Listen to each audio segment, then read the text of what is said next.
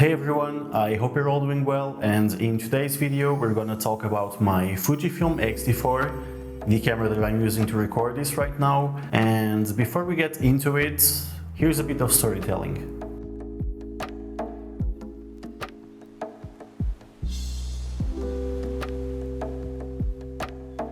A few months ago, Vanessa and I moved from the capital of Portugal, which is Lisbon, where I'm originally from and where we lived together for nearly 3.5 years. And amidst the pandemic, we've decided to move a bit up north and ended up finding our beautiful home where we're currently living, and that sits right by the ocean. We're really blessed to be able to wake up every day and hear the waves crashing on the beach, and to smell the ocean scent and feel its cold breeze.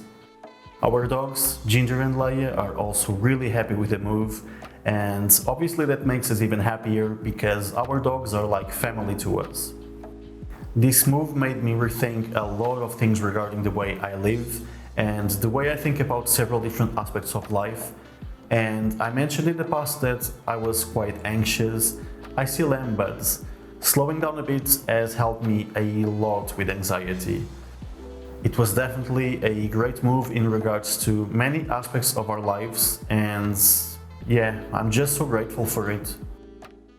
Speaking of recent great decisions that I've made in my life, buying my Fujifilm X-T4 was definitely one of them. Apart from my first camera, which I bought back in 2010, which was an Nikon D3200 by the way, I've always shot with Canon ever since that Nikon that I sold. And I got the 60, the 60 Mark II, the EOS R, and I had a 550D T3i. And yeah, I've always been told that you should get into Canon because Canon colors and blah blah blah. Don't get me wrong, Canon colors are amazing, but I was told that I had to go down the Canon route, and then you start buying a bunch of lenses for that system, and then you just go down that hole, and it's quite hard for you to switch systems after you get used to a specific one, if that makes any sense. And yeah, I've always been told to shoot full frame as well, because full frame will give you the best overall quality and a crazy bokeh. And obviously at the time I didn't know as much about photography as I do today and about gear, and that bokeh doesn't equal quality. It's just an artistic way of taking your shots, I guess. And yeah, all of this to say that I was missing out on different camera brands and different features that those camera brands have to offer, just like Fujifilm does. So back in 2020, I started watching a lot of film photography related content on YouTube. That's when I actually got into film photography, and after watching hundreds of film photography videos, I started coming across these videos talking about these Fuji cameras and the film recipes and Fuji X Weekly and how you could edit or add those recipes to your Fuji camera and kind of emulate film. And oh my god, I was so hooked and so into it, and I started like going online and looking up like Fuji X-T3s or Fuji X Pros or the Fuji X-T4, and I think 6 months before that I bought my brand new Canon EOS R, brand new in box, but I was only looking at that camera as a work tool, so I would only pick it up to go on shoots, and after the shoot was done, the camera would just, I don't know, rest in my backpack or in my desk, and I would never pick it up to document stuff from my everyday life. I would literally just use it to go on a shoot, like a page shoot or a photo shoot that I would want to add to my portfolio or something like that. I think you get the point. As I've just mentioned, I used to look at my cameras as mere work tools, but this doesn't happen with my Fuji X-T4. I think this may come down to a lot of different factors, but I think it's definitely due to the size of the camera, the weight of the camera, if I'm shooting outside and if there's people around me, the fact that the setup is so small, even with the lens on it, it's definitely inconspicuous and again a lot smaller, and it draws a lot less attention than my previous setup with the camera grip, the camera body, the big lenses. So those are definitely important factors for it as well. And I just like the ergonomics of the camera. It sits good in my hands, and it's quite clicky with all the clicky dials that resemble analog cameras like film cameras, and yeah, I just love it.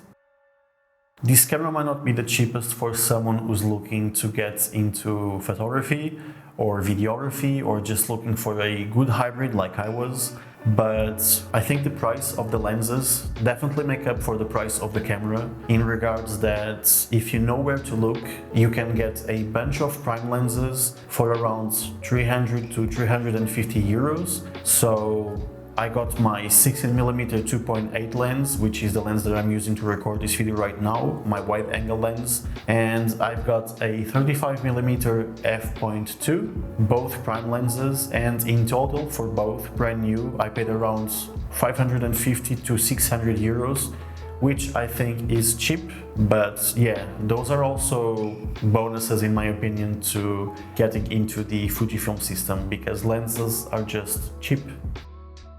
Anyway, I don't know what else to say about this camera apart from the fact that I love it and it suits the work that I'm doing right now perfectly.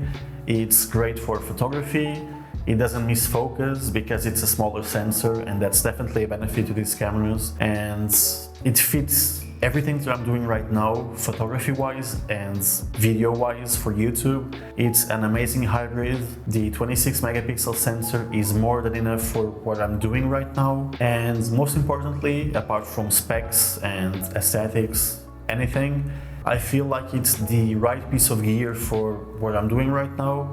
I think I've just mentioned it, I'm rambling a bit right now, but I just wanted to say that most importantly, it keeps me motivated and makes me want to go out and shoot, which obviously just makes me a better photographer, and to me that's what's most important.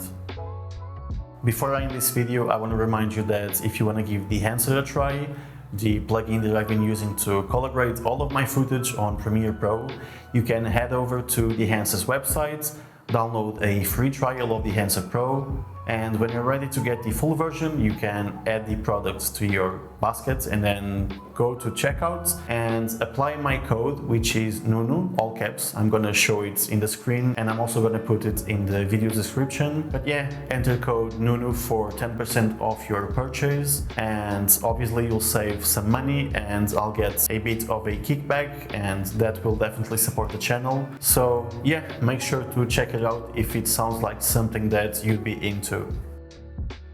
We're now at the end of the video, and if you've made it this far, thank you so much for watching. I really appreciate your support, and I would just ask you if you could like the video so it gets shown to more people who might be looking to get an X-T4 in 2022 or trying to find out more information about Fuji cameras in general. So yeah, a like rating would be really appreciated.